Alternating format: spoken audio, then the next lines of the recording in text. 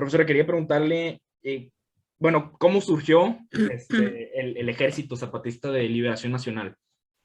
Ok, bueno, todo el mundo sabe, digo, o bueno, la gran mayoría, que el 1 de enero, digo, se iban a dar grandes cambios, pero jamás se pensó o jamás se lo imaginaron que iba a llegar un grupo, pero sobre todo un grupo que iba a ser completamente diferente, ¿sí? Grupos guerrilleros en México siempre hemos tenido, desde la década de los 70, también lo que empezaron ahí, podríamos decir, con ciertos conflictos entre ellos, en cuestión política o en cuestión de lo que siempre ha sucedido con nuestro país, que ha sido la verdad muy fuerte. Hemos tenido grupos guerrilleros encabezados por Lucio Cabañas o por otros que la verdad digo es interesante conocer el por qué, ¿no? Pero este grupo es completamente diferente porque es un grupo integrado, como ahorita lo comentaba Noé, por indígenas, cosa que es de verdad un caso que yo creo que alrededor del mundo no se había dado ese fenómeno como tal. Y es de ahí el por qué va a tener tanto éxito. Hay muchas razones por las cuales surgió el ZLN, pero yo creo que hay una en concreto que todavía hoy en día, 2022, se sigue viendo muy presente, que terriblemente es el racismo tan fuerte, ¿sí? El racismo hacia las comunidades indígenas, el que en este caso también se les juzgue, ya sea por su color de piel, por su vestimenta, por la lengua que hablan. Lamentablemente vivimos en una sociedad todavía hoy en día donde hay muchas, pero muchas etiquetas como tal, ¿sí? Pero yo creo que una de las razones por las cuales, y lo mencionan en sus escritos, y también lo vemos, por ejemplo, con aquellas personas que participan, una de esas causas fue el racismo, ¿sí? El racismo tan intenso que ellos vivían, y que lo experimentaron. Yo todavía me acuerdo cuando leí uno de los testimonios y decían que en este caso habían acusado a, bueno, lamentablemente una mujer precisamente había sido víctima de lo que es una violación. Y cuando esta mujer es víctima de la violación, por el hecho de ser indígena, podríamos decir que prácticamente dijeron, es que tú fuiste la responsable de eso. Nada más por el hecho de ser indígena, ¿sí? Claro. Solamente por ese hecho, ¿sí? Otras de las causas que también mencionan el Ejército Zapatista de Liberación Nacional cuando se levantan ese 1 de enero del 94 es precisamente por el fraude electoral que se dio, ¿sí? Cuando resultó ganador, en este caso, Carlos Salinas de Gortari. No se nos debe olvidar que hay ciertas frases o ciertos conceptos que en todo su discurso manifiesta claramente el ZLN, como tiene que ver con la democracia, ¿sí? Claro. Entonces, ellos sabían de antemano, y creo que también todos en esa época o en esos años, que había ganado precisamente Cuauhtémoc Cárdenas. Cosa que digo, ya después con este fraude electoral, pues bueno, ahí cambió totalmente, ¿sí? Y creo que también otra de las cosas que no ayuda o que la verdad para nada ayudó, sobre todo en esos años, es que en 1989 estaba como gobernador Patrocinio González Garrido, ¿sí? Él, la verdad, digo, a diferencia de los otros gobernadores que se habían tenido en el estado de Chiapas, fue un gobierno muy brutal, con una violencia enorme en contra de los indígenas. Incluso él se llegó a jactar y a decir, yo tengo mi propio FBI, es decir, mi propio fuerza brutal contra los indígenas. Entonces, nada más para que nos demos un poquito de idea de cómo, o sea, todas esta serie de causas van a detonar en ese estallido, ¿sí? Claro. Qué descaro por parte de esa persona. Y digo, es interesante ver cómo, pues era, digo, por ahí en la investigación leí que digo, era un movimiento que se estaba ya gestando de tiempo atrás, de inclusive como una derivación tal vez, no sé cómo llamarlo más apropiadamente, también de las FLC, que eran las fuerzas de De liberación liberación nacional. nacional. Y bueno, pues era muy interesante ver cómo tuvieron esta insurrección o este surgimiento a primeros de 1994, que también fue un año pues de mucho movimiento social y que bueno, para los que nos están escuchando, yo traté de informarme y documentarme y de investigar en diversos documentales, entre ellos, ahorita le comentaba tras bambalinas, profesora, del documental de 1994, en donde pues hablaban de todo este conflicto que el ejército zapatista tenía con el gobierno en turno. Yo, claro, por esto que mencionaba ahorita bueno, del fraude electoral. Y también le quería preguntar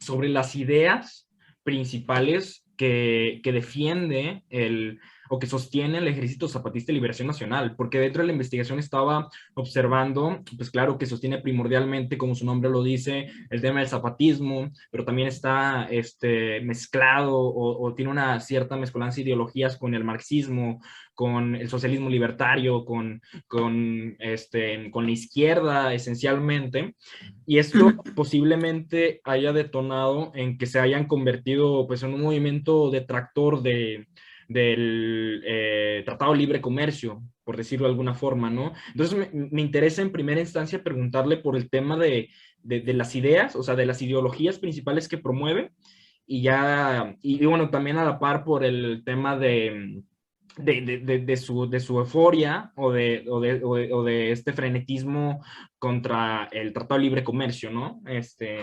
Y bueno, pues, ¿qué opinión le merece todo esto, no, Miss?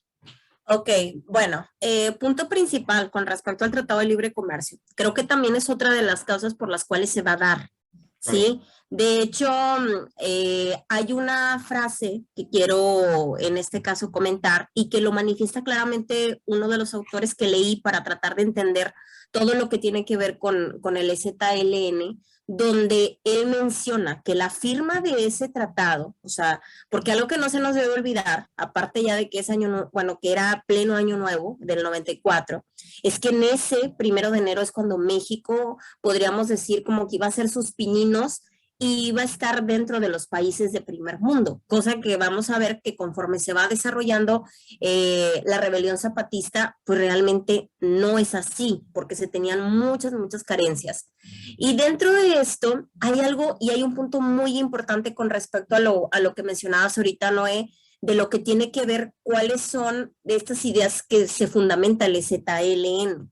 El ZLN, digo, claro, tiene su erupción en 1994, pero no se nos debe olvidar que a partir de 1989 es cuando ya se empieza a consolidar y cuando ya se empieza a organizar y empiezan de ellos de cierta manera a ver cuáles son las necesidades que se tienen.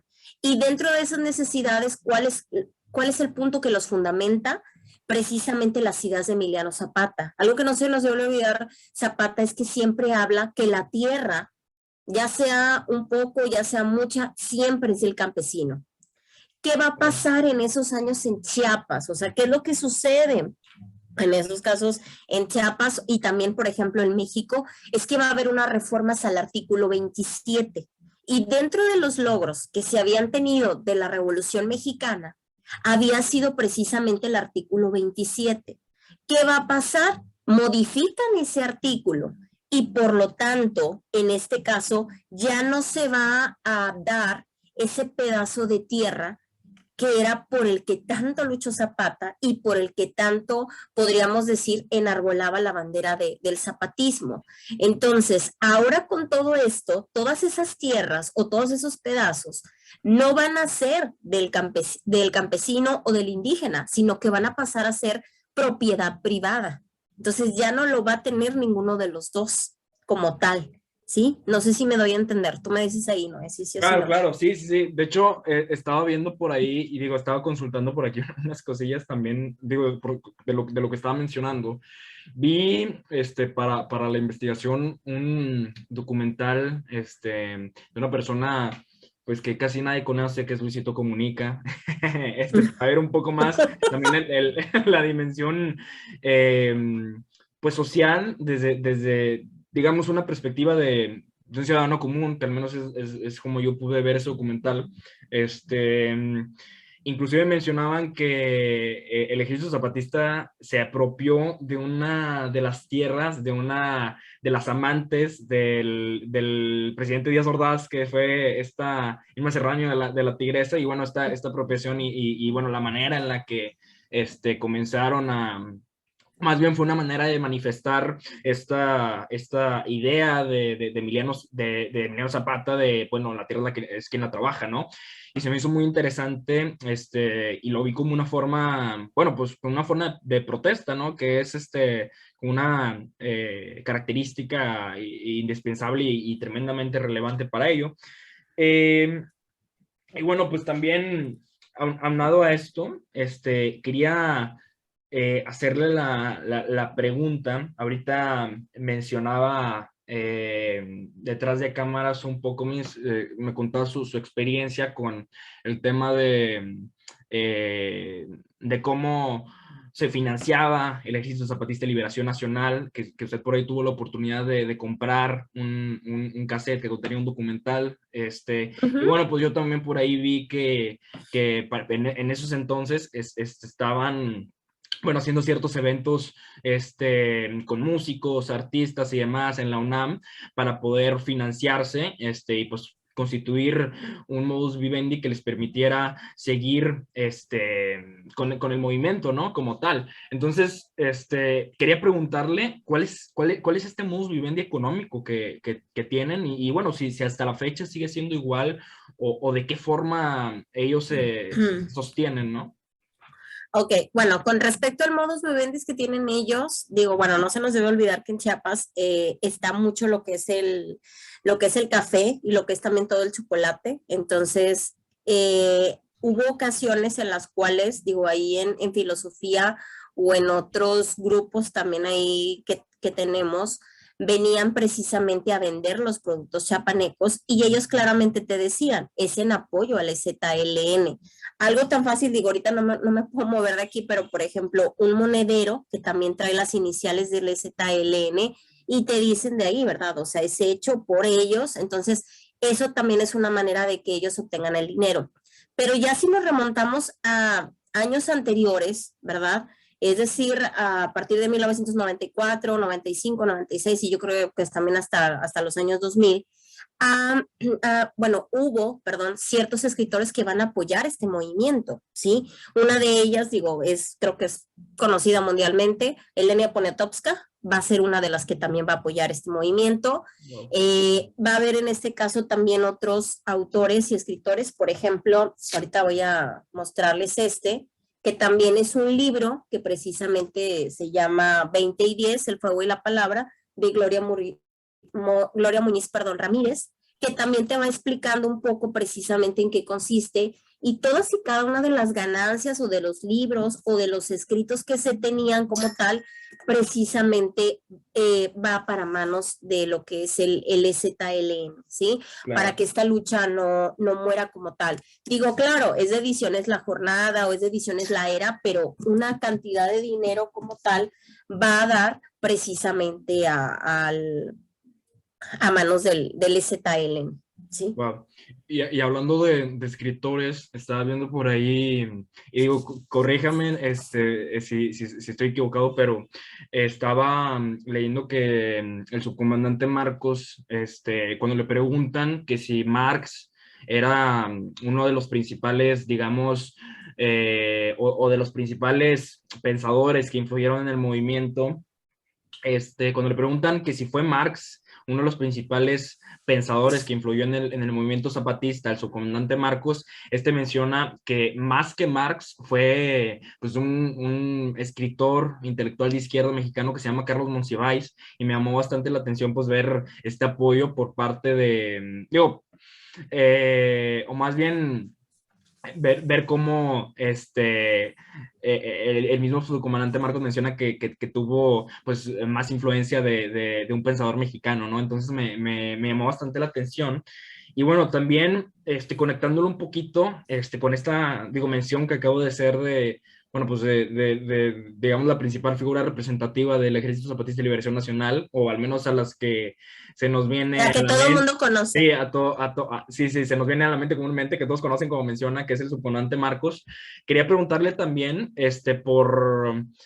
por los principales representantes de este movimiento. O sea, es el subcomandante Marcos. Digo, bueno, también quería preguntarle quién es este subcomandante Marcos, y además, que bueno, tuvo por ahí su transición a subcomandante Galeano, de nombre, ¿no? Se Ujú. volvió a autodenominar eh, de subcomandante Marcos a subcomandante Galeano. Y bueno, ¿quién es este personaje y cuáles son los principales representantes de este movimiento, además de él, ¿no?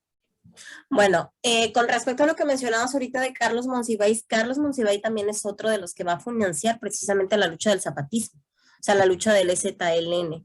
Realmente son muchos, podríamos decir, de los intelectuales más destacados de México los que apoyaron el EZLN. Por eso, de cierta manera, el gobierno, cuando trata de apaciguar toda esta rebelión, no va a poder. Y no puede porque tener escritoras como Poniatowska, como en este caso lo que es Carlos Monsiváis, y como Claro. lo son también otros autores, de cierta manera le hacen ver no solamente a México, sino alrededor del mundo, porque ojo con esto, muchos de los apoyos que recibe también el EZLN son apoyos extranjeros, o sea, son a nivel mundial, donde se hacían pequeñas reuniones, y en esas reuniones es donde pues se reunía todo esto precisamente en apoyo a la lucha que ellos estaban teniendo. Y con respecto a la pregunta de Marcos, bueno, sí es la figura yo creo que más reconocida o la que más identifican, pero no podríamos decir que es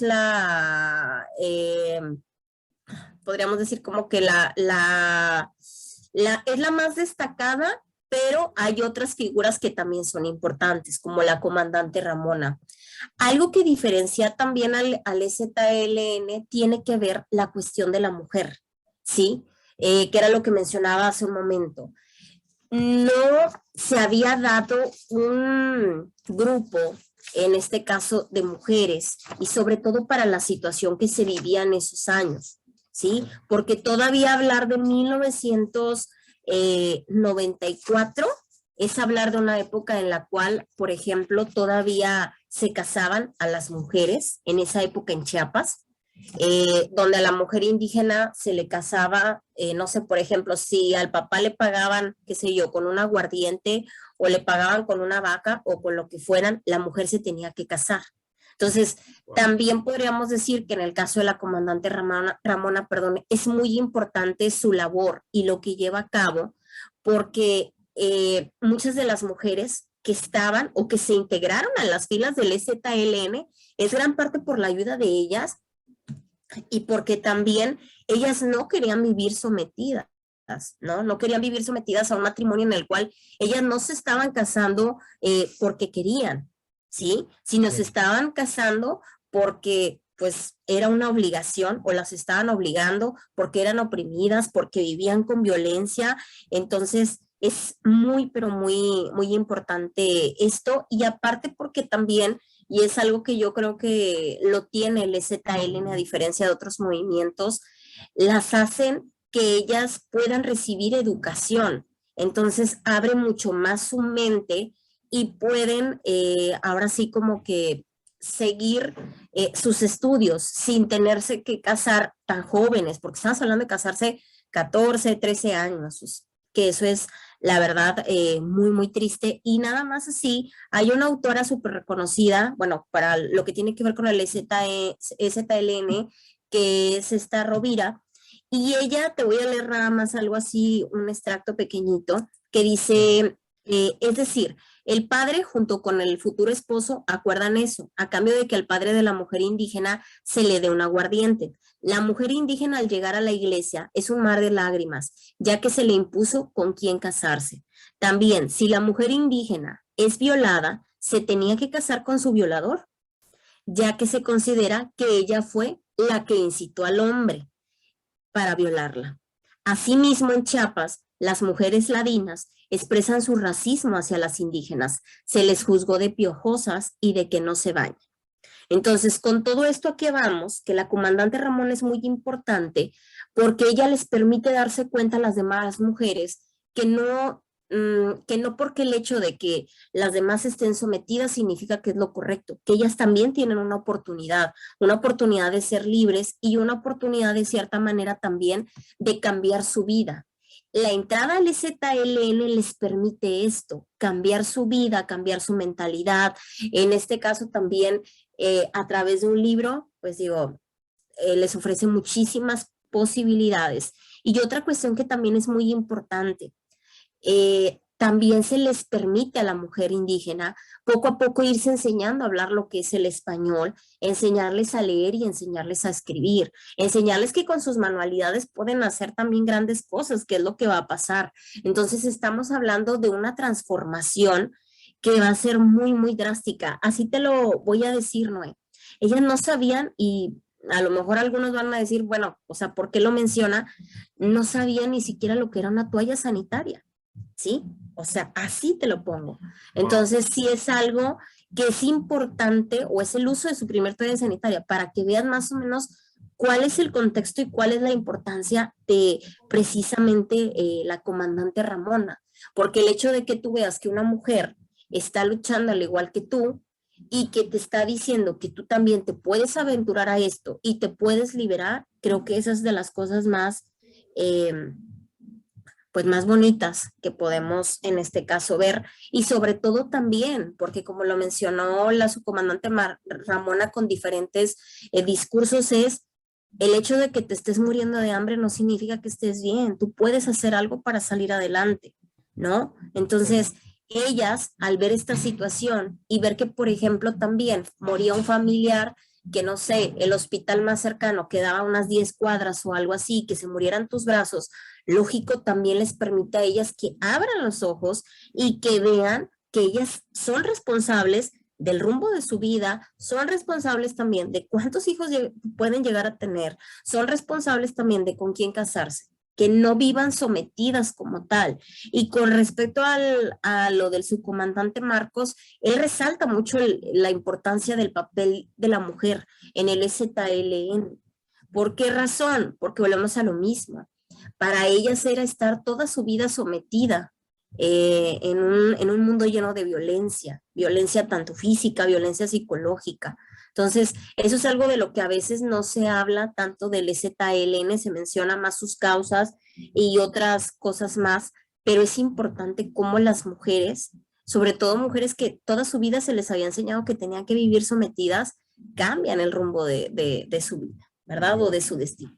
¿Sí? Y qué lamentable, digo, es impresionante todas estas prácticas que pues infrahumanizaban y atentaban contra la dignidad de la mujer. Y digo, antes de pasar a la siguiente pregunta, maestra, ahora que lo menciona, de cierta manera, usted pensaría que el zapatismo llega a fungir como un movimiento emancipatorio para la mujer. Desde mi punto de vista, sí. Sí, es determinante esta situación porque les permite darse cuenta que aunque estén muy alejadas bueno, vaya, de su casa y todo lo demás, de cierta manera van a ser libres, cosa que no habían sido. Muchas de ellas son mujeres, o fueron, perdón, mujeres muy inteligentes, mujeres que tenían la capacidad de tener esta libertad, o sea, cosa que ahorita, hoy en día nosotros gozamos, bueno, de ellas de tenerla. Y lamentablemente el estado en el cual ellas estaban, que eran en este caso el estado de Chiapas, digo, ni el mismo gobernador te daba esa seguridad, siendo que él decía, no, ni modo, ella es la responsable. Nada más por ver, y así te lo pongo por el simple hecho de ser una mujer indígena. Entonces son cosas o estereotipos que tenemos que ir cambiando.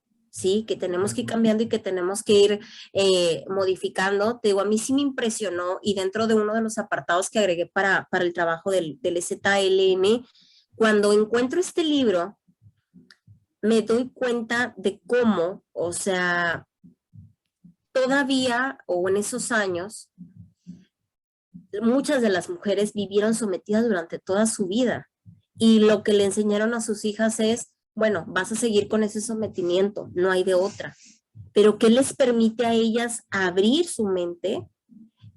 Una mujer como la comandante Ramona, ver también, por ejemplo, el discurso que dicen y sobre todas las cosas, que no se los está diciendo cualquier mujer, se los está diciendo una mujer que es indígena, o bueno, que era indígena igual que ellas.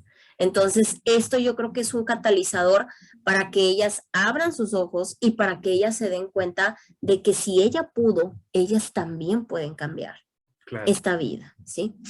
Y es muy interesante porque yo pensaría que está pues tremendamente alineado con los ideales de la equidad de género o de la lucha por la equidad de género contemporánea, ¿no? Sí. Que, digo, el hecho de ser una mujer indígena que esté luchando por, pues, por estos derechos y que pueda representar a todas estas comunidades vulnerables, pues en definitiva es algo que se debe de respetar bastante, ¿no? Y bajo ese marco, digo, no sé si esté más o menos familiarizada, profesora, con el concepto de las interseccionalidades, que para los que nos están escuchando, me permitiré explicarlo un poco para poder conectarlo con la pregunta que le quiero hacer.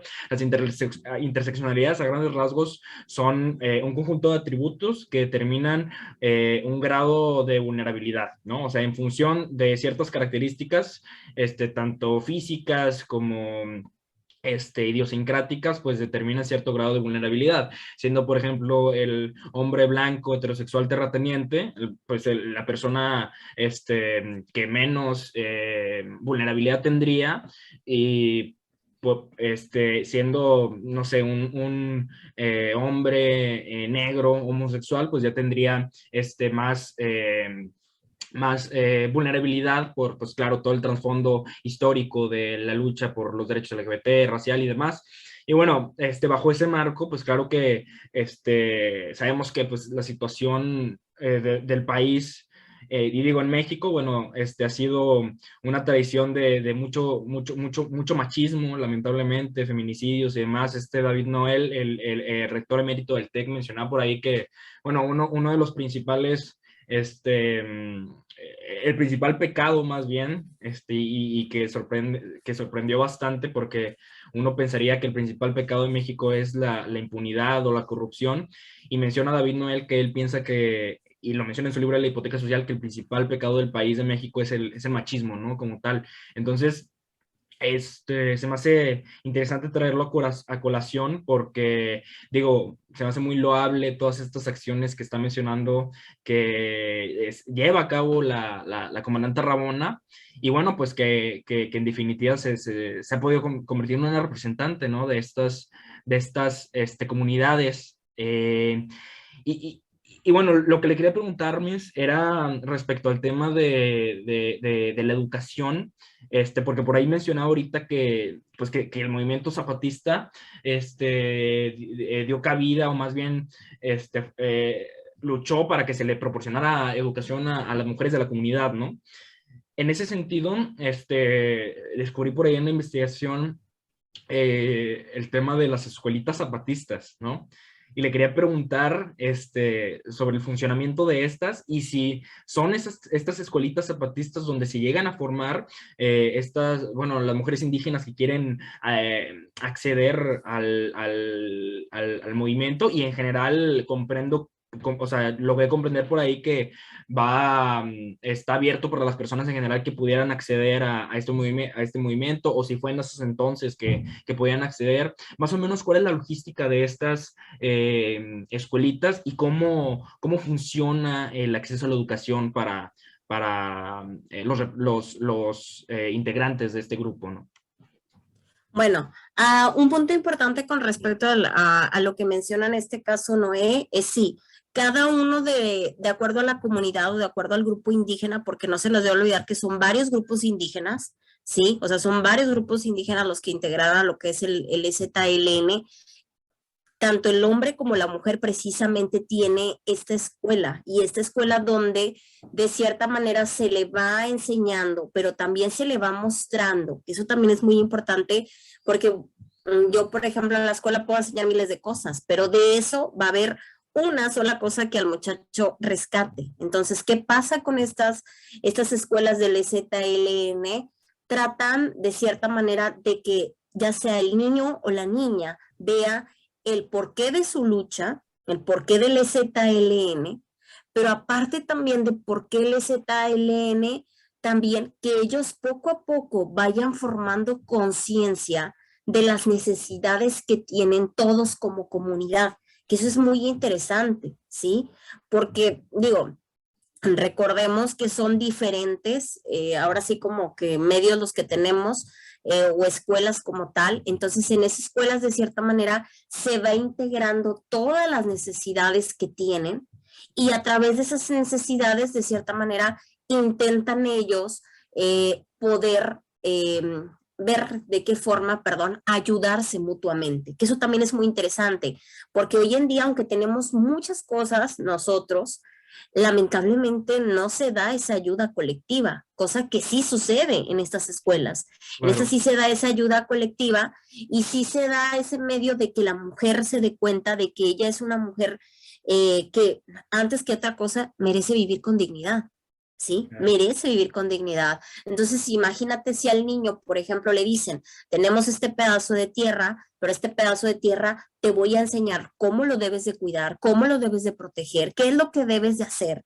Y también aparte de eso, de que yo te lo muestro con material concreto, con material que tú puedes tocar o lo que puedas ahí hacer, te enseño también la filosofía o en este caso las ideas del zapatismo. Yo creo que por eso resulta muy fructífero o resulta muy bueno las escuelas como tal del EZL, ¿sí? Wow. Y, maestro, usted ha tenido oportunidad, no sé si tal vez de acudir a la escuela zapatista o por ahí a Chiapas.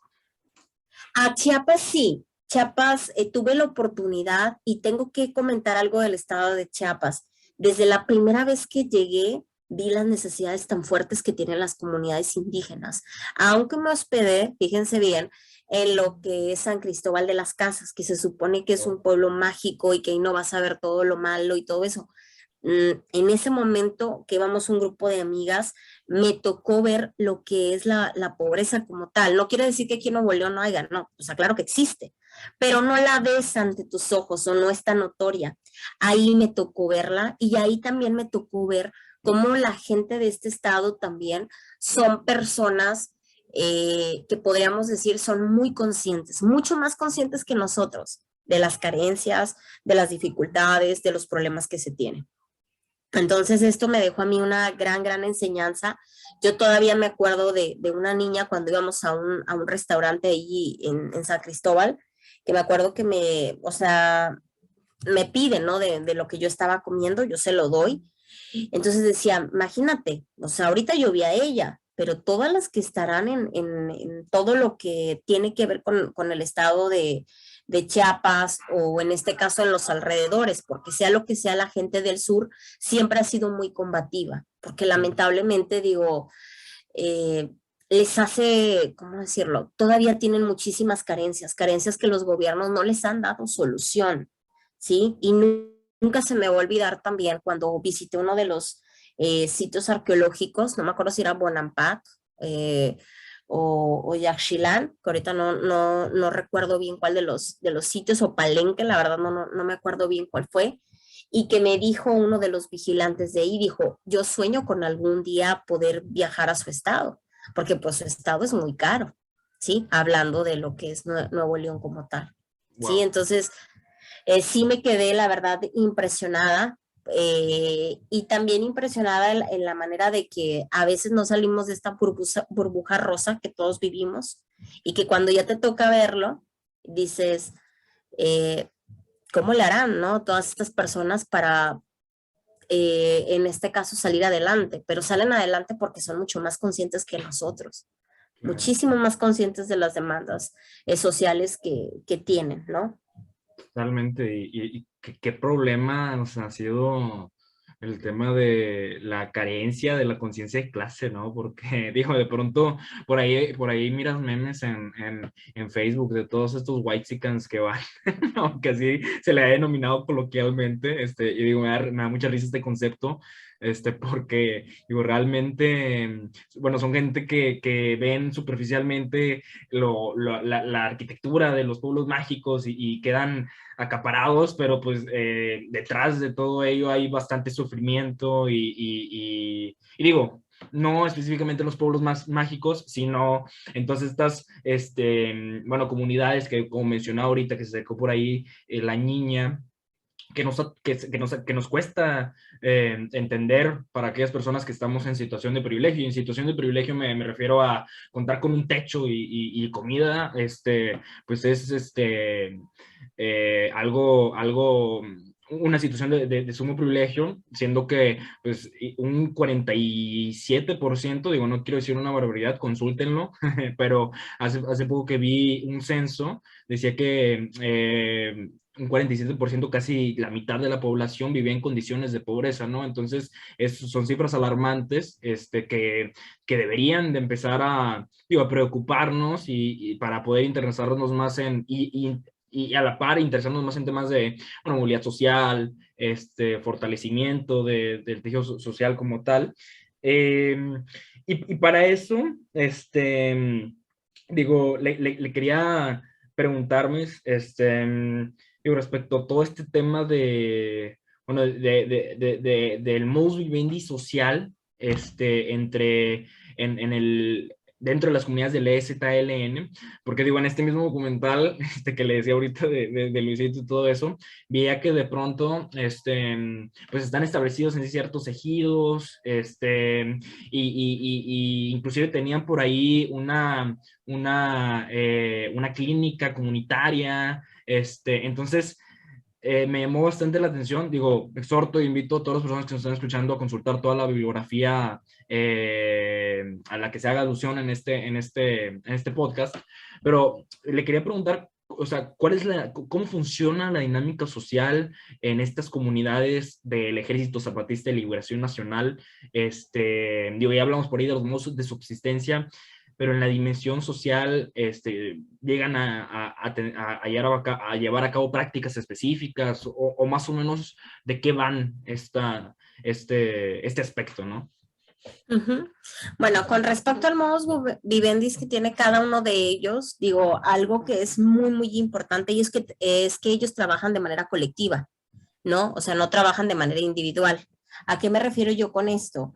Que si ven que alguien, no sé, tiene una necesidad mínima, como de que, oye, ¿sabes qué? En tal, por ejemplo, en tal comunidad se requiere agua, bueno, pues van y llevan esa agua como tal. Claro. Entonces, son cosas que ellos realmente lo tienen muy, muy en claro, por eso organizan lo que son sus juntas de buen gobierno, ¿no? Y en esas juntas de buen gobierno, en este caso, algo que establecen muy en claro es, y que es importante mencionarlo, es que se puede reemplazar en todo momento si no llevaron a cabo algo bueno o si no hicieron más de lo que ellos podían como tal, que yo creo que también esto es importante, ¿no? Porque pues aquí uno se tiene que esperar 6 años o te tienes que esperar 3 años para poder cambiar a esa persona. Acá ellos es no. O sea, si es necesario tener que cambiar a esa persona, pues bueno, hay que cambiarla porque se necesita para el bienestar de todos. Porque algo que se debe de recordar con las comunidades zapatistas es que viven alejadas, ¿sí? Entonces, al vivir alejadas, lógico, necesitan tener lo más mínimo, o no lo más mínimo, sino todos los recursos, pero también como de manera colectiva, trabajar para el bien común de todos los que integran precisamente esas juntas de buen gobierno, o aparte de esas juntas de buen gobierno, pues todos, ¿no? O sea, todos esos grupos, ¿sí? Que eso también es importante mencionarlo. En el caso de las mujeres, digo, pues ellas llevan a cabo lo que son sus artesanías, las venden y todo lo demás, y pues eso de cierta manera a ella también les apoya, y no solamente a ellas, sino también a esa comunidad, ¿sí? Como tal. Claro. Profesora, y por ejemplo, en el tema de la jerarquía política, vi por ahí también su organización política, valga una redundancia, por medio de estos establecimientos que denominan como caracoles, ¿no? O sea, y se me hizo muy llamativo. ¿Qué son estos caracoles? ¿De dónde provienen? ¿Y por qué se les llega a llamar así? ¿Es el subcomandante Marcos el presidente? ¿O cómo funciona esta política? Y bueno, de eso los caracoles, ¿no? Ok, no, en el caso del subcomandante Marcos, digo, algo que es importante mencionar es que hoy en día, digo, el subcomandante Marcos ya está muy desligado del ZLN, ¿sí? Ya no está tan a profundidad como lo estuvo en años anteriores. Ahora ellos, digo, ya no tienen esa figura, podríamos decir, tan mediática como lo fue en determinado momento el subcomandante Marcos. Entonces ellos solitos tienen que ver, bueno, qué necesitan para poder seguir siendo una comunidad autónoma, porque algo por lo que lucharon ellos, y eso no se nos debe olvidar a nosotros, es porque querían, hacerse valer por ellos mismos, pero aparte también hacerse valer por ellos mismos, que esa tierra o ese pedazo que ellos tuvieran, manejarlo de manera autónoma. Entonces, eso es muy, muy importante. Y bueno, pues en lo que hacía grandes rasgos lo de que es un caracol, pues es como una especie de región donde están todas las que son las comunidades zapatistas, que son muchísimas, ¿verdad? Que ahorita voy a mencionar un poquito de todo lo que son los grupos indígenas, nada más para que se den una idea, ¿no? Son tzotziles, celtales, tojolabales, choles, mames, zoques. Y a eso, cuando estaba el subcomandante Marcos, pues él era ahora sí como que uno de los líderes del ZLN. Cuando ya empiezan a ver que esto va tomando forma y que de cierta manera el gobierno pues tuvo que ceder, no de la manera como ellos hubieran querido, pero al fin y al cabo cede como tal, es cuando ya empiezan a organizar sus juntas de gobierno, es cuando ya empiezan precisamente a tener lo que son, bueno, lo que mencionaba ahorita Noé, que son los caracoles, que es igual a sus comunidades autónomas como tal, ¿sí? Y pues estos municipios autónomos, ¿qué es lo que podríamos decir que hacen? Pues se encargan más que nada del bienestar de todas las personas que viven ahí como tal, ¿sí?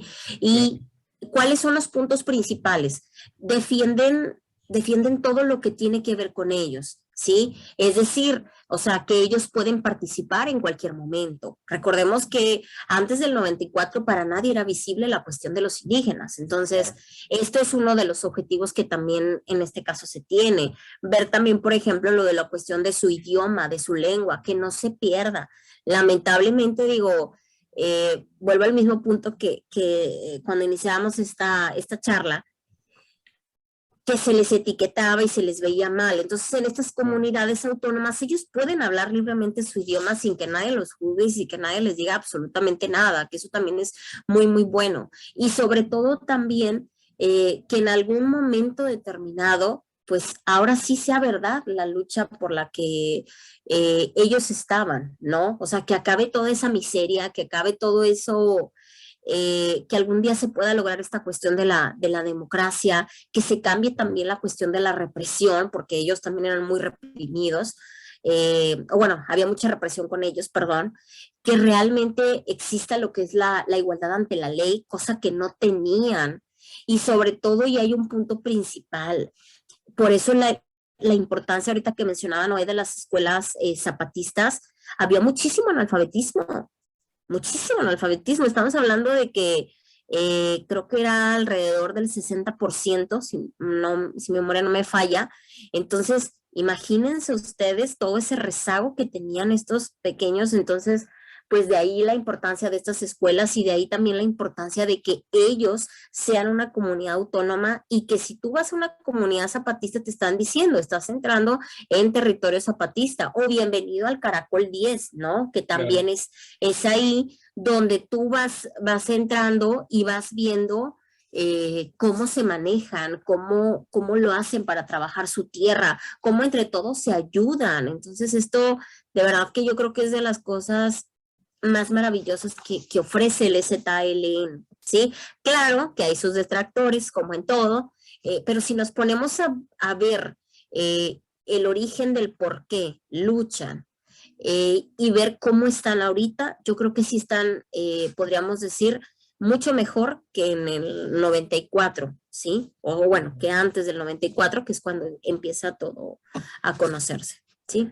Pero ¿No? mira, y respecto a esto que menciona, es posible que yo llegue bien plaza con ellos y diga, pues a mí la neta me gustaría unirme, quiero formar parte, ¿cómo funciona esa dinámica? O sea, ¿yo podría llegar o cuál sería el proceso Sí, formativo? sí, sí, sí podrías llegar, porque ahí en lo que ¿Hacer es maletas de una vez? Ah, no. hacer maletas no decirte, no, sí se podría, sí podrías ir, sí podrías en este caso conocer, integrarte y todo lo demás.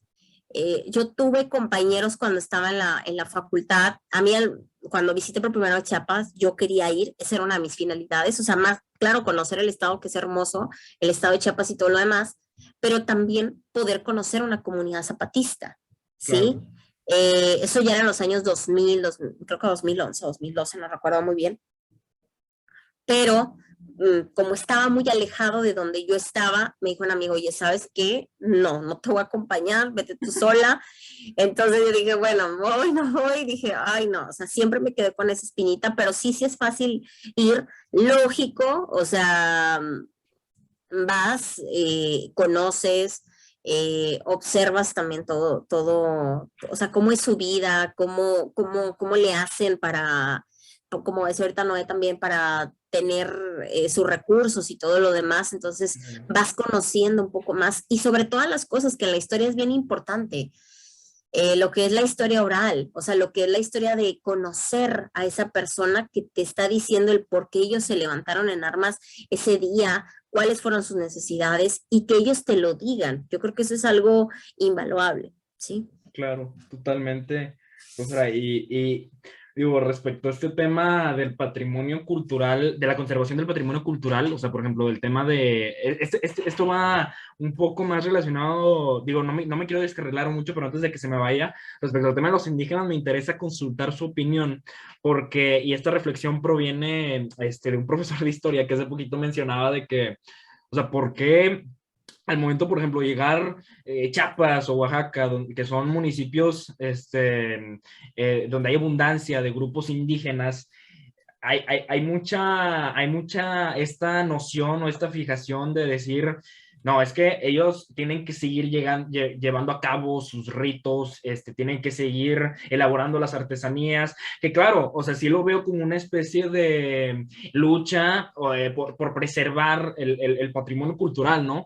Pero decía este profesor, pero imagínense que llegues a Oaxaca y Chiapas, o alguno de estos lugares, pues te pongas, o sea, y que tu determinación sea ver las prácticas de esos grupos indígenas con una especie de performance artístico que se puede que se puede interpretar como una actividad que se lleva a cabo por artistas en un museo, que claro que digo que lo son, pero el punto en el que quería hacer énfasis era que veían de cierta manera, pues estas personas como si fueran atracciones, ¿no? O sea, como decir de que están ellos establecidos en la calle y dicen de que, ah, qué padre porque pude ver las comunidades indígenas y todo lo que estaban haciendo, pero como que de pronto dejan a un lado pues la humanidad, ¿no? O sea, o como dicen de que, o sea, los consideran más un museo de decir de que, ay, mira, es que esta persona,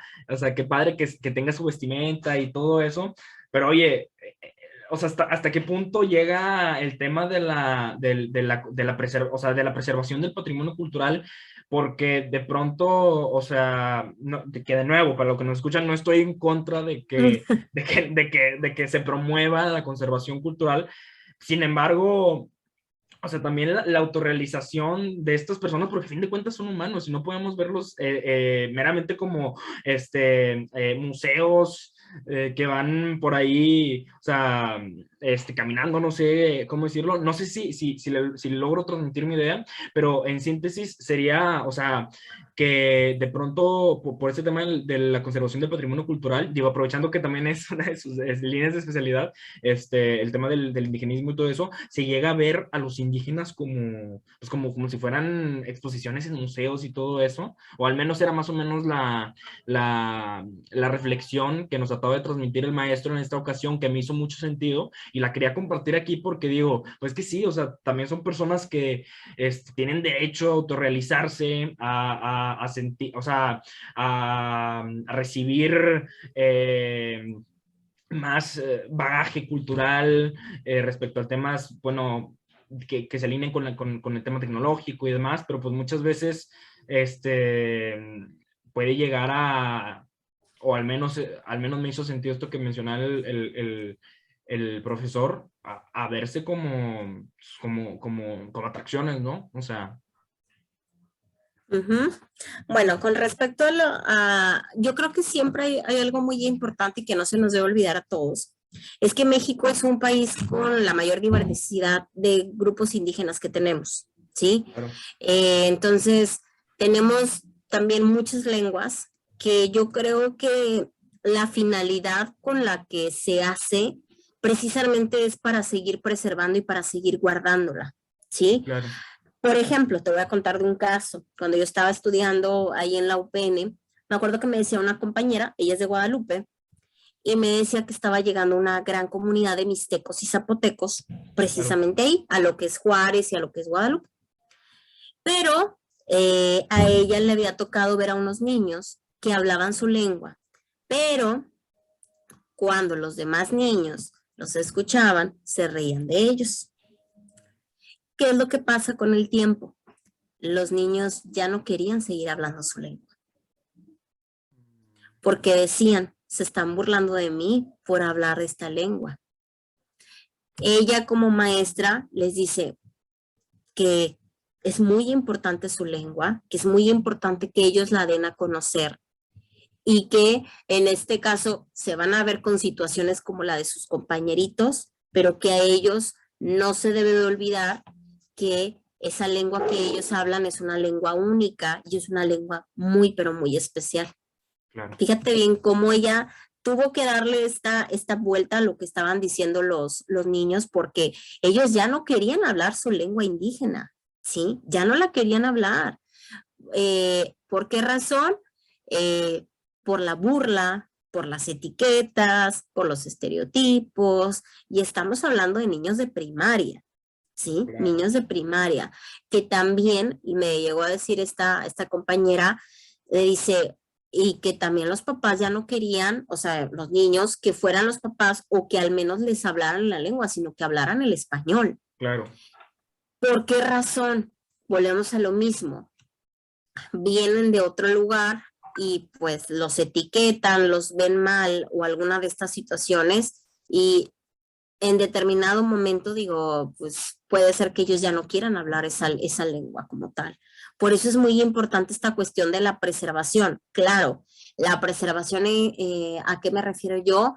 Pues a que también los demás sepan de la importancia de esta lengua, la importancia de ese sitio, no como ahorita lo que mencionabas, ¿no? Sí, en algunos casos lamentablemente no se hace un uso tan correcto de lo que es la preservación y Claro. también de este cuidado. Hoy en día creo que países como México, países como Perú, perdón, otros países de América Latina, te van diciendo lo que es la importancia de la diversidad lingüística y la diversidad de los grupos indígenas, porque lamentablemente ya sea por diferentes motivos, ellos tienen que irse de su lugar de origen y al irse de su lugar de origen van dejando lo que son sus tradiciones, sus costumbres y su lengua.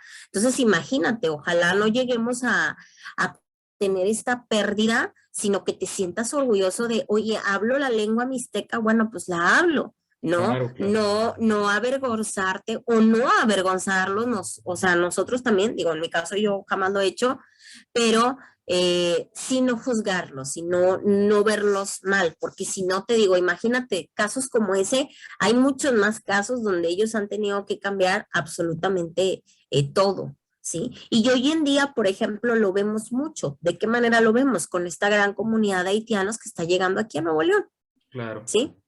totalmente. Entonces, yo creo que eso es importante, el respeto también. Claro, y digo, con esto que voy a mencionar, profesora, creo que logré aterrizar un poco más la idea y pienso que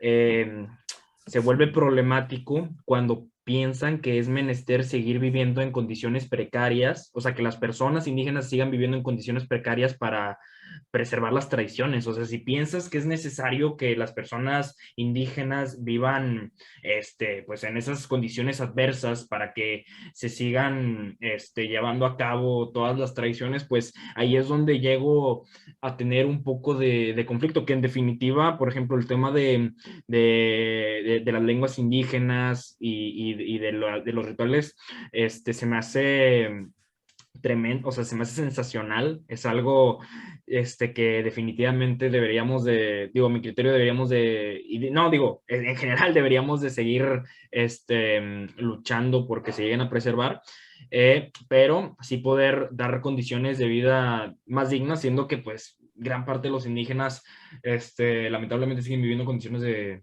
pobreza, de De pobreza pobreza. extrema, ¿no? Entonces, pienso que a veces es como que medio excusa, ¿no? Como de que decir, o sea, medio excusa por parte del gobierno de decir de que no, es que para que se sigan preservando las tradiciones y todo eso, pero pues también necesitamos que tengan los grupos indígenas más accesibilidad a la educación, cultura, tecnología, y bueno, pues todo lo relacionado tanto al desarrollo personal de ellos mismos como comunitario, ¿no? Entonces, digo, pues este era más o menos el punto y digo, se lo dejamos ahí a los que nos están escuchando, viendo para un punto de reflexión.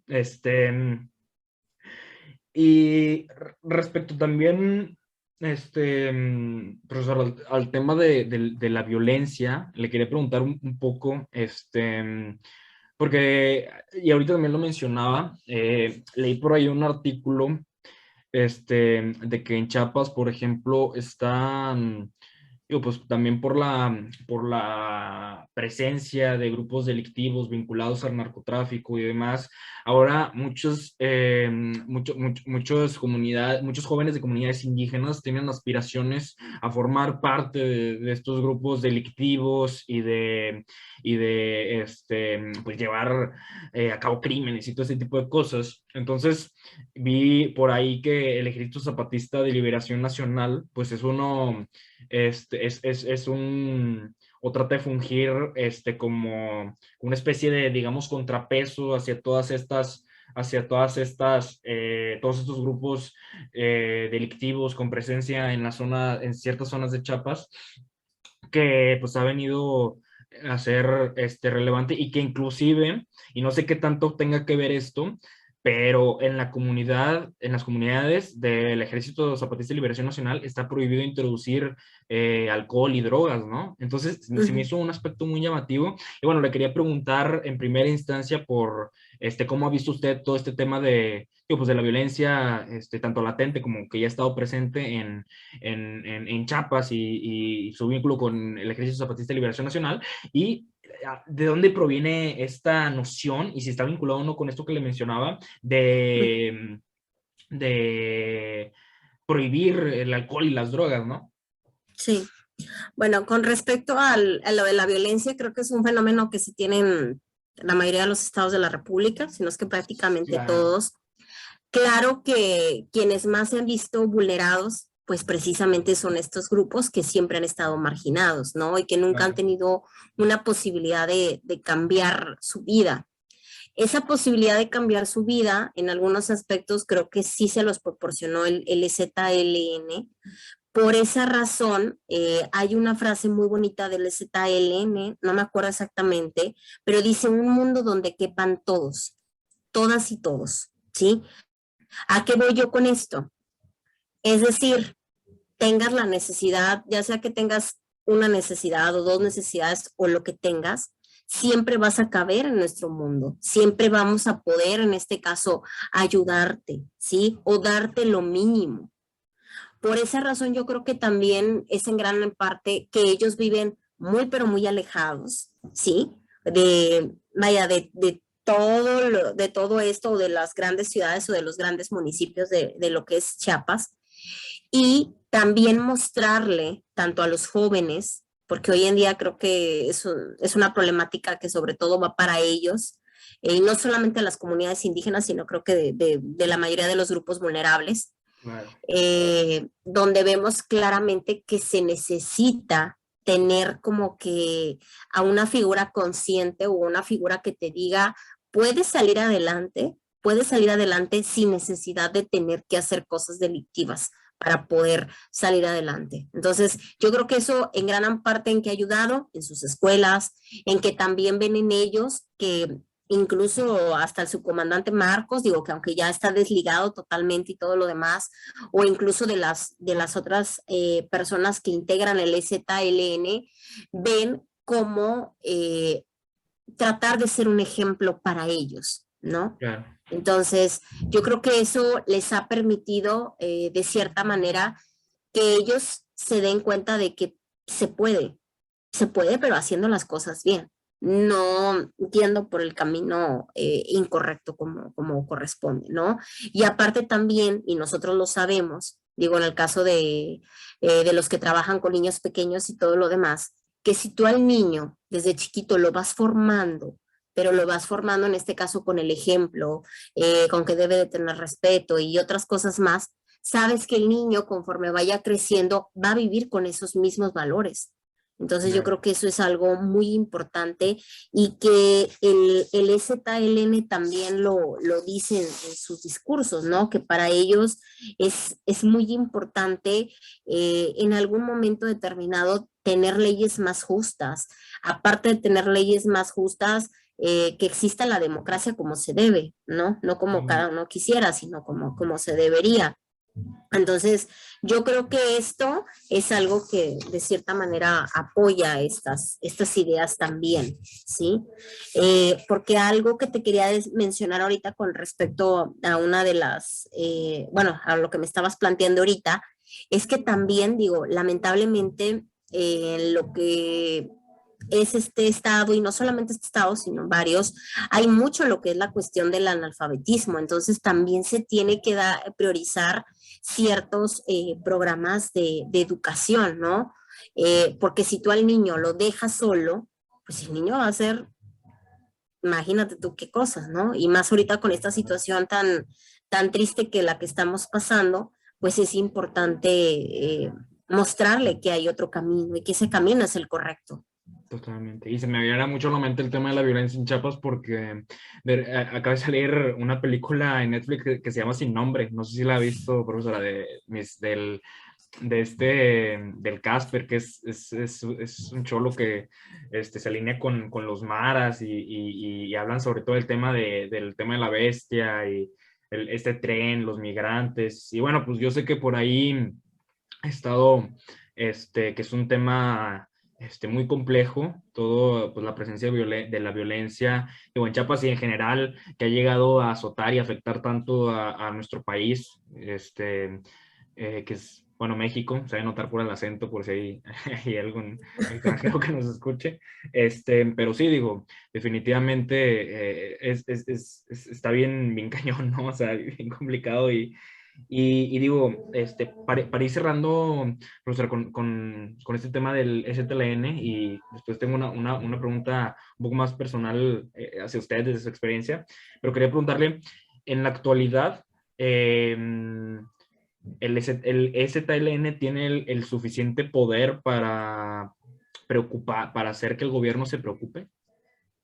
Yo considero que ya no tiene tanto poder como antes, ¿sí? Como antes, porque antes era respaldado de verdad por una gran cantidad de intelectuales, o sea, que realmente daban, o sea, su dinero o lo apoyaban y todo lo demás. Tener la figura de Marcos, que la figura de Marcos también va a ser muy comercializada y vendida y miles de cosas, Yo quería no mi como hoy camisa o de sea, eso. no, hoy en día digo que también se tienen muchas figuras, digo que se las tiene acá arriba y todo lo demás, pero yo creo que no sería ya para tener Con el gobierno que se tiene ahorita, yo creo que es más que nada un gobierno abierto al diálogo, entonces yo creo que ellos no, miedo como tal, creo que no debería de tener el gobierno, ¿sí? Yo creo que si hicieran algo, como sucedió y como te contaba hace un momento, digo, pues tuvieron ahora sí como que un gobernador muy malo en ese año. Estaba también, por ejemplo, en varias situaciones en Chiapas, o sea, que había desnutrición, que había hambre, que había muchas personas que habían muerto lamentablemente a causa de infecciones intestinales, respiratorias, epidérmicas y todo lo demás. Luego, aparte, eso súmele que antes de 1994, porque todo el mundo se va al 94, pero no, teníamos que irnos a antes del 94, o sea, murieron 1,500 indígenas a causa de desnutrición. Entonces, imagínate tú. ¿Sí? O sea, todo esto conjugado, yo creo que tiene que ver mucho para explicar el por qué se da una rebelión. Y a eso súmale que, por ejemplo, en ese momento en Chiapas se tenía la tasa más alta de analfabetismo, que era el 62% de la población no terminaba, no nos vayamos a secundaria, no terminaba ni siquiera la primaria. Entonces eran cosas que tenía que cambiar como tal, ¿no? Luego aparte a eso, súmale, digo, que había un programa que supuestamente iba a ayudar, porque ese programa se me olvidó mencionarlo, que era Pronasol. O el Pronasol o el Programa Nacional de Solidaridad era un programa que era para atender las necesidades de la población en extrema pobreza. Se suponía que en ese año, o sea, que Chiapas había sido el más beneficiado, pero realmente no se beneficiaba a las comunidades indígenas, se beneficiaba a las comunidades urbanas. Cuando te está hablando de un programa que se supone que ayuda en extrema pobreza. Entonces, esas son algunas razones donde, pues, para el ZLN cada vez más lo van haciendo con la idea de tiene que estallar la rebelión. A eso hay que sumarle también que había muchísima, pero muchísimas necesidades de la población en México, sobre todo en este estado. O sea, te digo, sumándole esto, yo creo que muy importante. Y nada más quiero ahora sí como que mencionar algo.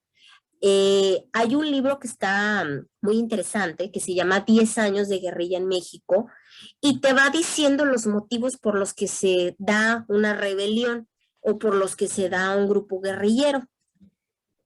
Nada más vayan ustedes ahí palomeando y ustedes al final van a sacar su conclusión de por qué surge el ZLN. Claro. Esta surge debido a la opresión del gobierno. En esos años había opresión del gobierno. La falta de democracia, no había democracia en México como tal. La violencia extrema, ¿sí? Medios, de mucha coerción, de mucha violencia. La intolerancia, se era muy intolerante con las comunidades indígenas. El racismo tan fuerte que tenían y razones políticos. Si tú a todo esto lo sumas y te vas palomeando, te vas a dar cuenta que por eso se da una rebelión y por eso ellos se desencadenan y por eso se da. Algo que es muy importante, yo creo que para todos los que nos están escuchando es el hecho de que se vive en la miseria siempre no quiere decir que te vas a acostumbrar a eso.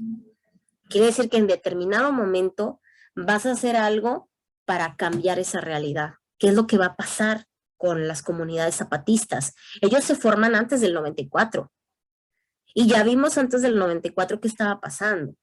Entonces, con todo esto, pues imagínate, o sea, estabas en la miseria absoluta, nadie tomaba en cuenta la cuestión indígena, nadie tomaba en cuenta la pobreza. Ellos qué hacen, pues precisamente es luchar por eso. Y también porque era algo que mucha gente se callaba, pero o no decían, que tenían que ver con que existieron unas elecciones que no fueron, en este caso, unas elecciones, podríamos decir, 100% honestas como tal. Y hay algo que me faltó mencionar, que Noel lo dijo al inicio, nada más así, que tiene que ver con el Tratado de Libre Comercio. Para el Tratado de Libre Comercio, México era como que ya entramos al primer mundo, ¿no? Ya somos un país, wow, o sea, ya estamos a la altura de los Estados Unidos y de Canadá. Estaban muy alejados de estar ahí. ¿no? ¿Por qué razón en este caso no quieren los indígenas eso? Porque los desprotegía totalmente, ¿sí? Ya que los precios de costo, voy a leer aquí nada más esta frase, les impidieron competir con productos extranjeros. Un ejemplo sobre esto, nada más para que ustedes se den cuenta. Los fundamentos del Tratado de Libre Comercio parten de que cada país debía de producir bienes y servicios, en los cuales puedes tener ventajas comparativas. Este argumento implica que más de 2 millones de pequeños productores en México no podrían sobrevivir como productores de maíz, que es lo primero que se da en estas regiones y que es algo muy típico de nosotros. Los rendimientos promedios en México son de 1.7 toneladas por hectárea, comparadas con las 6.9 toneladas que se producen en Estados Unidos. Haz la comparación y ve la diferencia tan abismal. Las disparidades en términos de desarrollo tecnológico, subsidios, infraestructura, factores climatológicos sitúan a los productores mexicanos en gran desventaja. Por esa razón también el EZLN no quería lo que se trataba de libre comercio, ¿sí?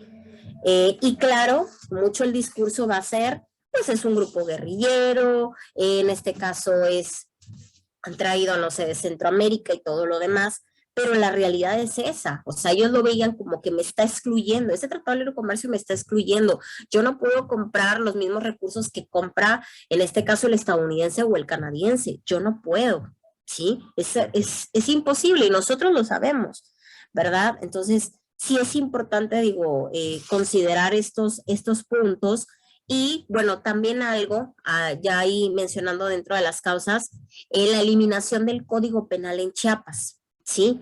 En el artículo 216 se estipula que cualquier persona que no fuera militar e irrumpa con violencia se va a aplicar, fíjate bien, la pena de 2 a 20 años.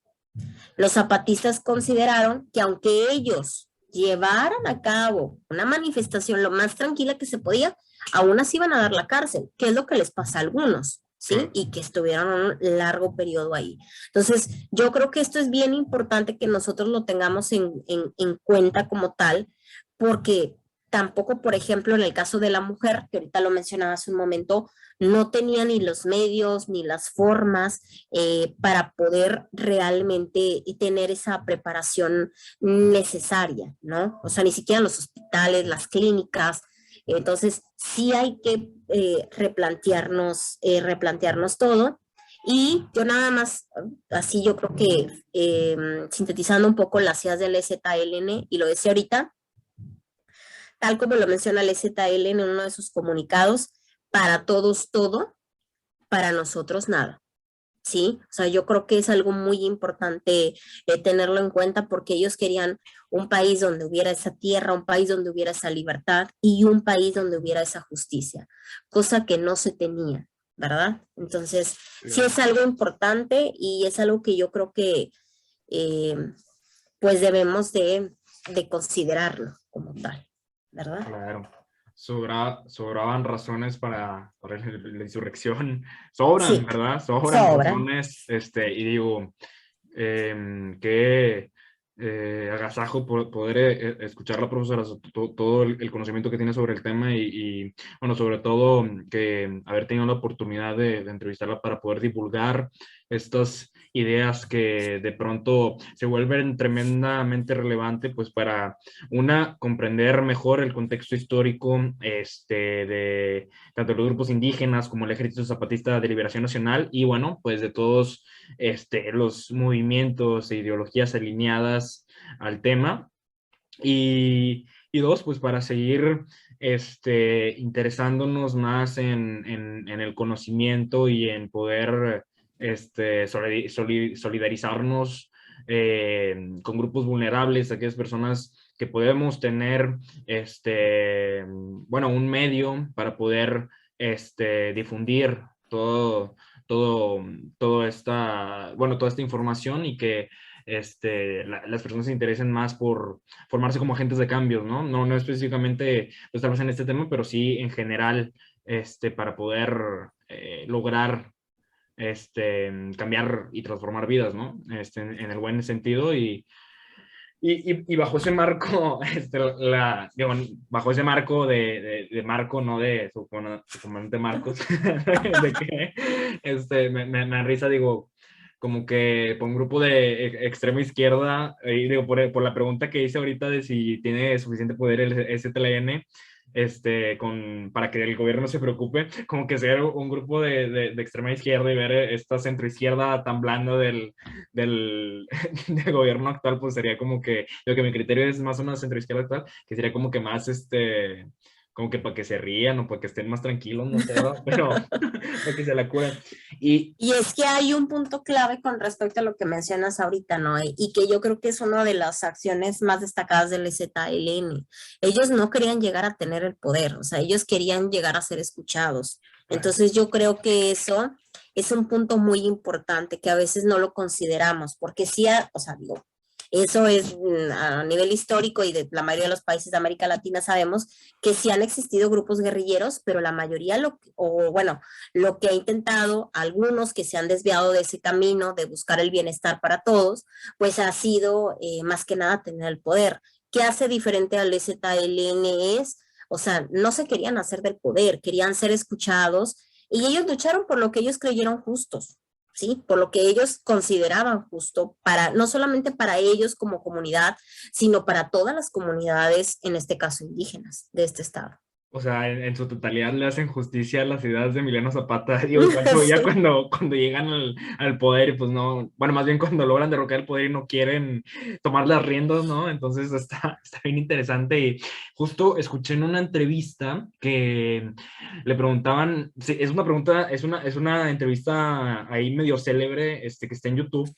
Eh, que vi dos entrevistas, la neta no me acuerdo cuál era, pero donde, pues ahí chequen, son de las pocas entrevistas que están en YouTube del subcomandante Marcos, las más largas, es mi referencia, una disculpa, pero ahí chequenlo, si no como quiera los punto aquí en comentarios, en donde el subcomandante Marcos le hacían esta distinción precisamente de que, oye, el Ejército Zapatista de Liberación Nacional está buscando una revolución o una rebelión, ¿no? O sea, rebelión en el sentido de pues fungir, válgame la redundancia, como grupo rebelde que trate de quebrantar el status quo para replantear los paradigmas culturales y que pueda haber una mejora de oportunidades para la democracia en general. Y bueno, revolución como el mismo Marcos lo dice, para poder tomar o posesionar o tomar la posesión del poder, ¿no? Entonces, Marcos dice que pues que ellos son esencialmente un grupo de rebelión, ¿no? O sea,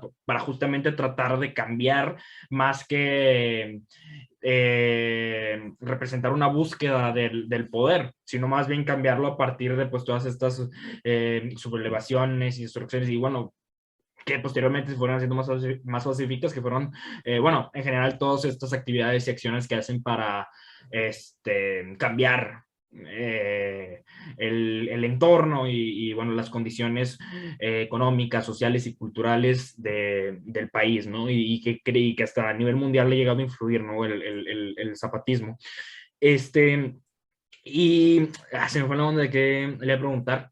En lo que voy checando. No, ya me acordé. Es que no que le fuera a preguntar algo, sino que quería checar bien la entrevista porque de verdad se las quiero compartir. Y respecto a lo que le había comentado ahorita, profe, de la pregunta más personal, quería saber, cómo es que usted llegó a interesarse por este tema, o sea, qué fue lo que le llamó la atención y bueno, qué la llevó a convertirlo en su línea de especialidad, ¿no? De investigación. Eh, una vez escuché a un compañero que hablaba mucho del EZLN y él lo explicaba desde su punto de vista. Después se da la ocasión que uno de mis maestros de la facultad me pide un trabajo, ¿no? Y dice, pero tiene que ser un trabajo que les interese y que les guste mucho, porque van a tener que utilizar alrededor de 20 autores para poder hacer el trabajo. Wow. Entonces yo dije, wow, es un doble reto. Número uno, un trabajo, o sea, un tema que me guste y que me apasione. Dos, tengo que leer a 20 autores. Y y decía el maestro, tienen que analizar todo lo que dice el libro, o sea, no nada más leer una parte, sino leer todo el libro. Entonces yo digo, bueno, qué tema, qué tema, qué tema. Y dije, pues me agrada el tema del EZLN. Y ahí es donde yo empecé a leer, empecé a comprar libros, empecé a investigar, me empecé a hacer, ahora sí como que empecé a querer bastante a lo que es el EZLN.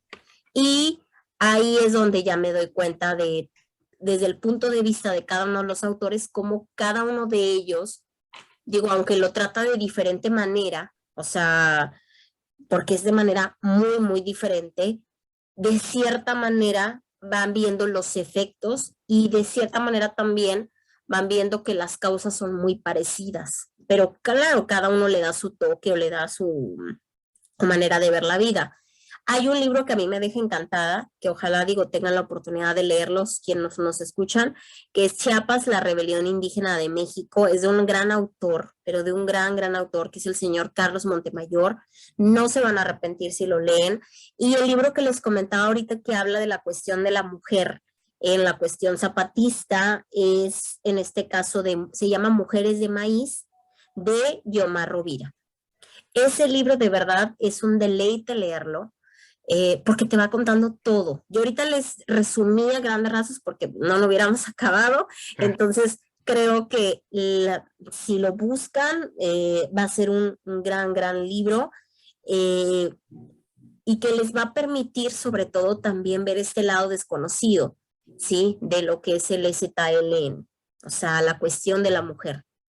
Entonces, creo que esos son unos libros, claro que hay más, digo, pero creo que esos para quien a lo mejor esté de que, ay, no estoy tan a favor, estoy en contra o miles de cosas, creo que estos libros les van a permitir abrir sus ojos y darse cuenta un poquito más de lo que pasa. Y creo que el último sería de Gloria Muñoz, que se llama EZLN 20 y 10, el fuego y la palabra, que les digo que es este de acá. ¿Sí? Estoy acá, entonces ese creo que también les puede servir y todo lo demás, porque te habla desde la etapa de la fundación, ¿no? Que es en 1983, te va mencionando, te lo va también poniendo con imágenes, entonces sí. Creo que es un libro con dibujos que hacen las comunidades indígenas. De hecho, ella creo que se va a vivir allá, ¿sí? Gloria Muñoz, ella se va a vivir allá. Trabaja del 94 al 96 y ahí es donde está. Entonces creo que es muy, muy, muy importante. Sí, en 1997 dejó su trabajo, su familia, sus amigos, además cosas que solo ella sabe, y se vino a vivir a las comunidades zapatistas. Wow. Entonces, sí, o sea, es súper recomendado también. Sí, sí. Y digo, la entrevista pues fue con Julio Esqueret. Ya me acordé que habían hecho otra. Sí, es que me preguntaba, quería buscar cuál era. No, pero qué interesante, profesora, que esto que nos comenta, mis, y digo, se vino a la mente, digo, y ahora sí para ir cerrando, de sus referentes intelectuales o autores favoritos, digo, veo por ahí a Einstein, no sé si es el tema de la... Yo por aquí también tengo mi cuadro de pseudointelectual. Bueno, usted sí es intelectual, yo soy un intento de intelectual, pero... Claro que lo es, no es, pero, claro que sí lo es. pero pues por ahí le hacemos la lucha, y quería preguntarle, recuerdo que usted nos había recomendado en una clase, no recuerdo bien cómo se llamaba el libro, pero que hacía apología al ser historiador, ¿no? Entonces se me quedó muy grabado, digo, es un recuerdo que tengo muy presente, y que no encontré el libro, por cierto, porque no me acordaba cómo se llamaba, y le quería preguntar. Pero digo, ¿cuál es? como que no, egresaste en el 2000, ¿qué egresaste no en el 2000? A ver, en el 2017, pero Es que la busqué como ser historiador o algo así, pero no me pareció. Entonces le digo, le quería preguntar por ese libro y de sus referentes intelectuales, o, digo, autores, profesora, que usted recomendaría leer, digo, tanto para el Ejército Zapatista de Liberación Nacional como en general. Quiero tratar de constituir una especie de sección al final de cada podcast donde digo, pues, nos pudiera recomendar algún libro o autor que usted dijera, no, pues está chido y que lo podamos ver. ¿Verdad? Yo creo que un libro que les puede encantar, digo, a quien le gusta la historia, él va a fundar una nueva escuela dentro de la cuestión de la historiografía a nivel mundial, que es Mark Bloch, que precisamente es el libro que menciona Noé, que se llama Apología para la Historia o el oficio del historiador.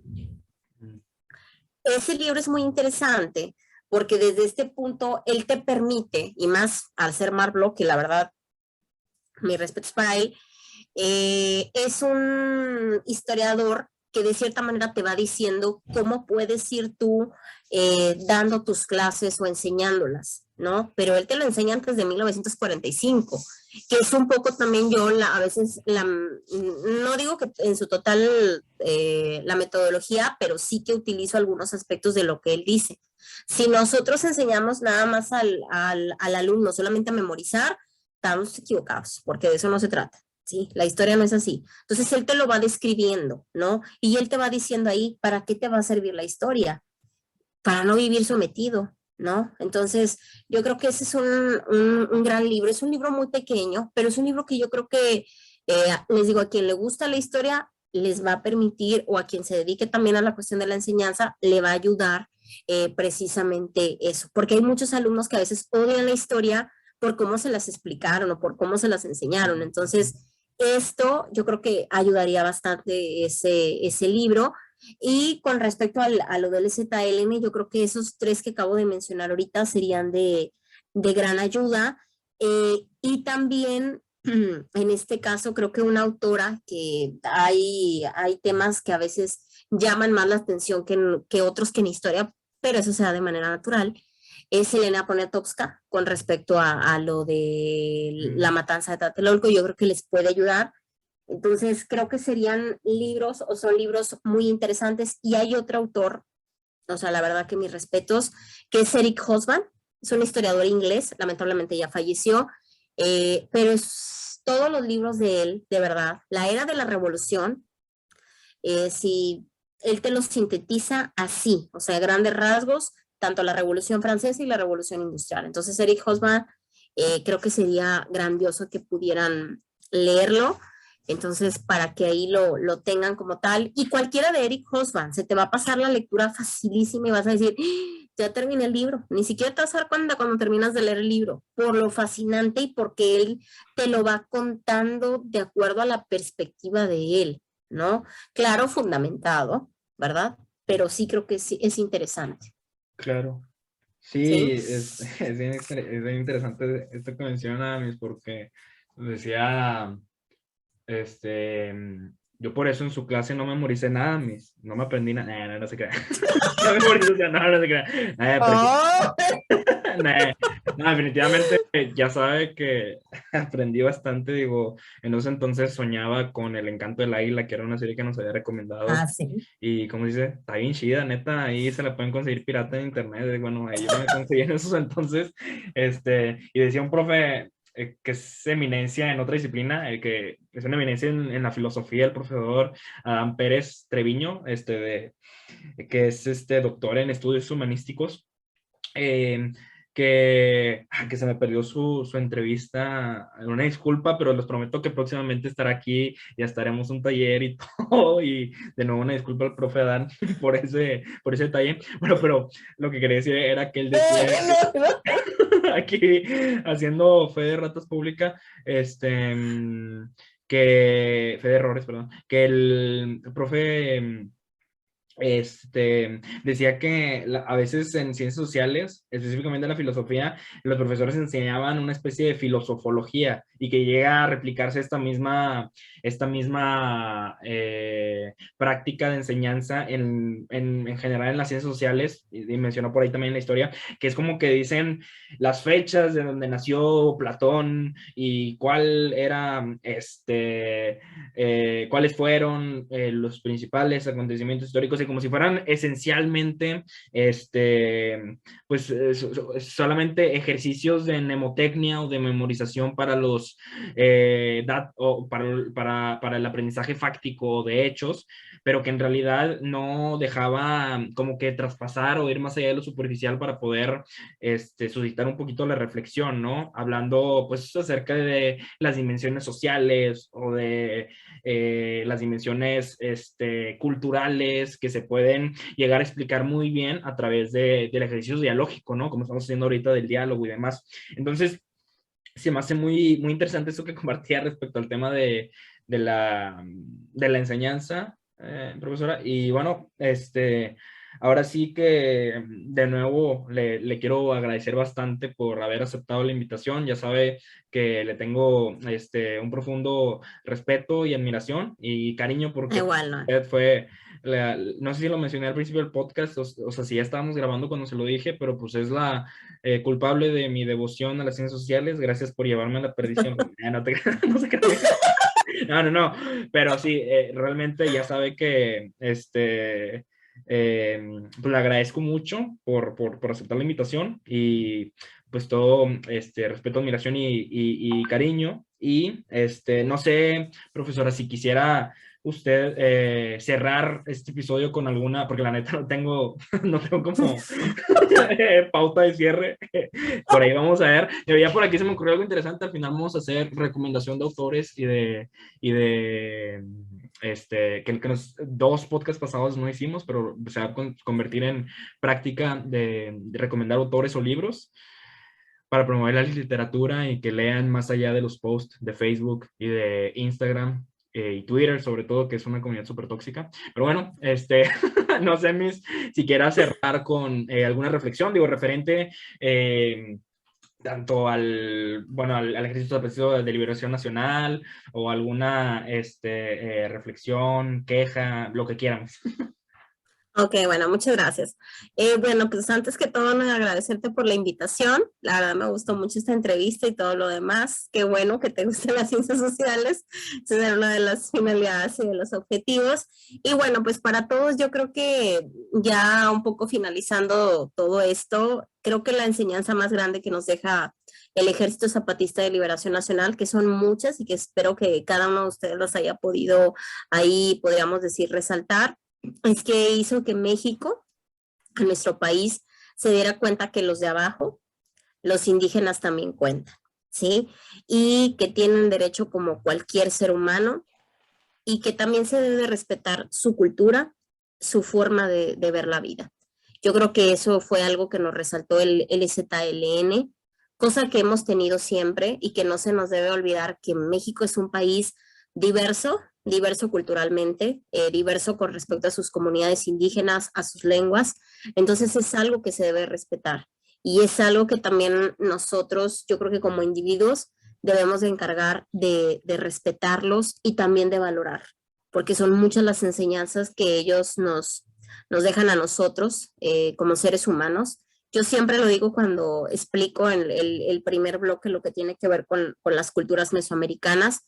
Es importante los grandes avances, pero no todo se queda en el sitio arqueológico Chichén Itzá o en todos y cada uno de esos, no, sino que también en nosotros entre ese respeto y esa, podríamos decir, empatía con los otros, ¿verdad? Yo creo que sería eso.